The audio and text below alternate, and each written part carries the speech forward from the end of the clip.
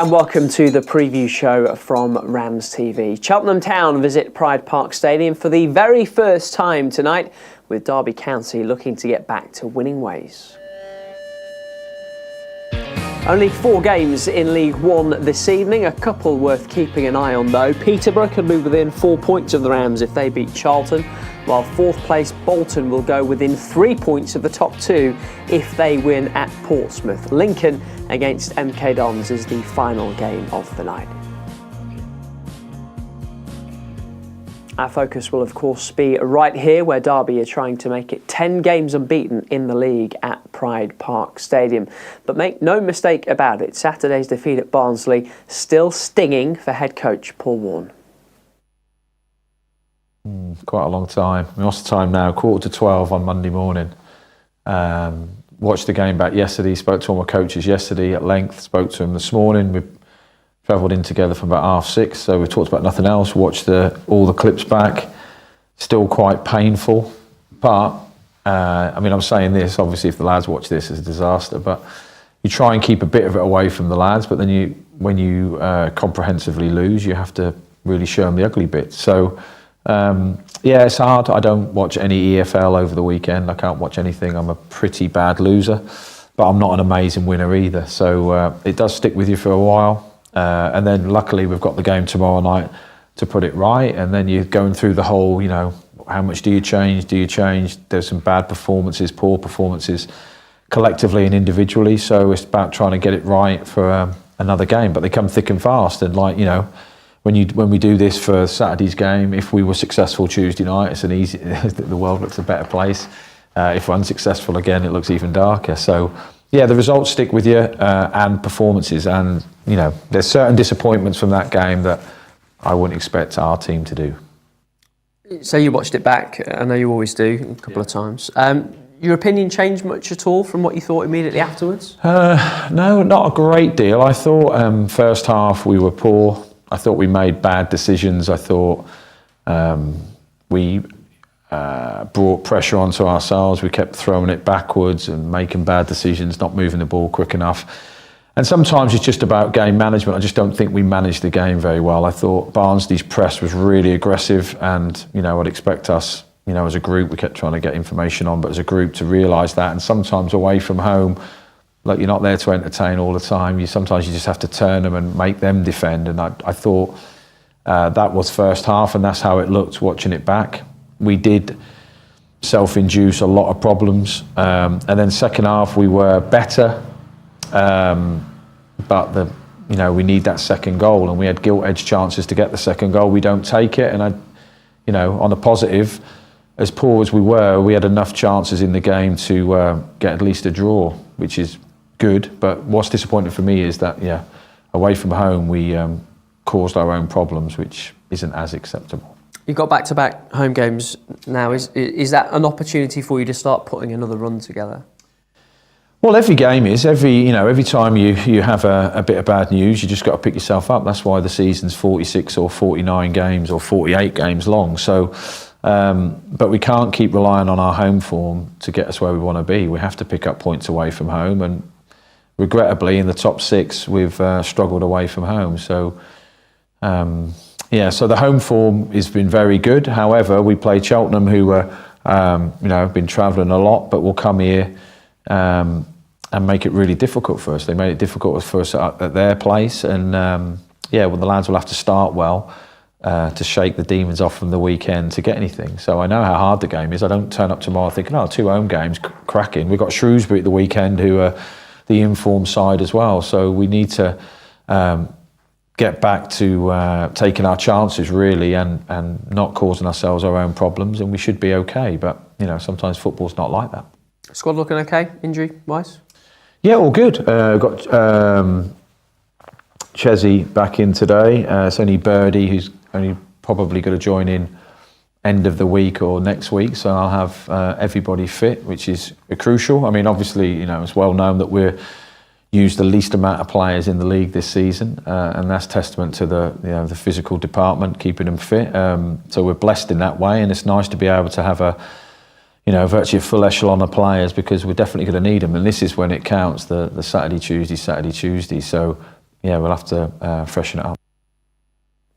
More from Paul Warne in the Matchday Live tonight on RamsTV, which is available worldwide, including right here in the UK. You can get your Game Pass now at dcfc.co.uk. As part of the programme, we'll also bring exclusive details of the Derby team news with assistant boss Richie Barker. Well, Derby welcome Cheltenham tonight for the very first time. They start the night just 2 points above the relegation zone, and like Derby, they took a bit of a beating on Saturday, losing 4-0 at Portsmouth. Their boss is Wade Elliott. One thing I've always said to you is we've got as honest a group as you could wish for. So they're disappointed with the way that the weekend's gone. So I think first and foremost there's a resolve to go and perform in a more befitting manner. And then secondly, I think Pride Park and Derby would be, it's in League One, that's an attractive fixture. So I don't know if we've ever played a league game there as a football club.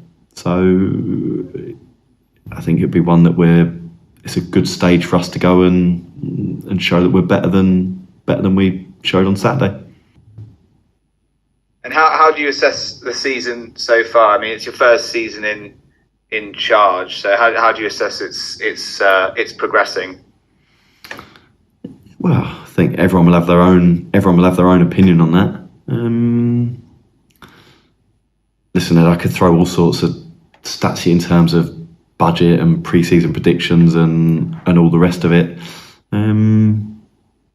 But we're in around fighting where we would expect to be fighting, and we're making a decent fist of it. I think the problem that we have is that we are, and I do understand it, but we are a full tilt team. Like, we generally go out and we play at our maximum, and when we do dip below it, I think it's when we do have an off day. Unfortunately, they are proper off days, but I think that's the nature of a team that plays at full tilt. And when you aren't quite at full tilt, unfortunately, when we haven't been, it's the bad days that we have been when they have come around. They've been proper bad ones. So I understand. I've been a fan. I understand. You travel and you pay your money. You don't want to see your team. You don't want to see your team behind by 3 goals after 25 minutes. I do get that. But in terms of if I step back and I'm a bit cold and I look at the bigger picture, 14 games to go, we're right in the mix. And that's the Cheltenham boss, Wade Elliott, whose side did give Derby a scare when they met 6 weeks ago at Wadham Road. Let's hear more from the Derby camp. They are looking to put the disappointment of Saturday's defeat at Barnsley behind them very quickly, Nathaniel Mendes-Lang included. I think for everyone it's different. For myself personally, it does play on my mind quite a bit, but I think with the games thick and fast at this period, you kind of have just got to let it go. We came in today and had a debrief, and we've seen what we needed to see, heard what we needed to hear, and look, we've got a game tomorrow that we need to be fully focused on. Does it affect you? Do you take it home with you, or are you able to put it one side when you go through the door? Yeah, I do. I've got my own ways of dealing with things and whatnot. But family life is, you've got to try and separate the two, and I try to enjoy my time with my family. I don't want to be the person that's bringing a negative vibe into the house and whatnot. So, look, it's a game of football. I know it is important, but you leave it there, deal with it when you need to, and move on. And is that the attitude as well when it comes to training on a Monday? Do you have the meeting, you look at what you need to see, and then it's almost right, we move on? Yeah, I think everyone dreads that meeting after a loss, what's coming. But we needed to see it, learn from it, and then you get out on the field, and today's been a really good day's training. Everyone looks right up for it, so it's good to see.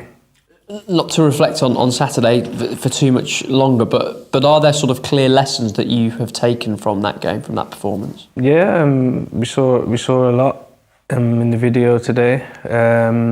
I think we kind of knew within ourselves. Like we had a chat after the game as well, like quite a long chat where, you know, everyone gave their opinions, and yeah, look, we all take it on board.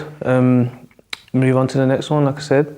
Let's talk about your home form, which has been really good. 10 unbeaten in the league, 8 wins at Pride Park. You all look as though you just really enjoy playing there. Yeah, look, it's great playing in front of our fans at home. Like, you know, like we can't get too high on a loss, and you can't get too on a win, sorry, and you can't get too low on a loss. So with the record and stuff, for me personally, I just look past it. You know, a game's a game. You just got to keep moving on to the next one, deal with that game, and then on to the next one. Do you get excited for not just home games, but games in general? What are the emotions like before kick-off for you? I mean, you're not new to this anymore, are you? No. I'm excited for game day. Can't wait. Like, you know, I know Saturday, Tuesday can be tough, but when we haven't got a Tuesday game, it's like it's a long week of just like waiting for the next game. For me personally. But obviously everybody's different, but yeah, especially at home, can't wait to play at home. Like I say, we are building something quite remarkable at home, and you know, hopefully we can do that tomorrow. It's a busy schedule. You've mentioned it. It's a long season as well. How's the body feeling for you? Not quite well, to be honest. Like the facilities here is something like I've never seen at a club before, and I've been at some good clubs.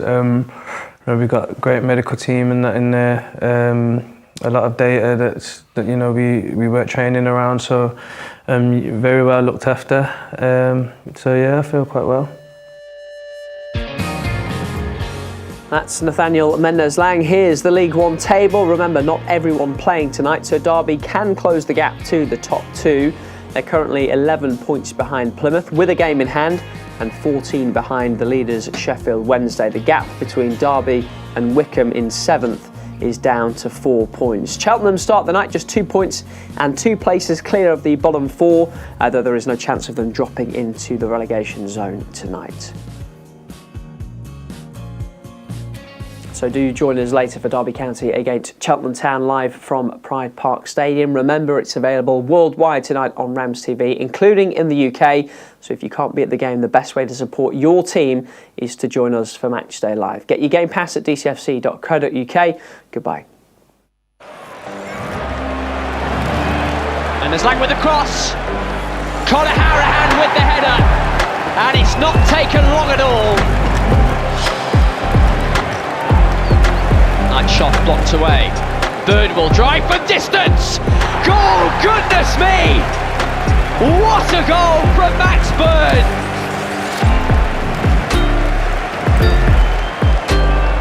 Oh, it's given away to Barkhuizen.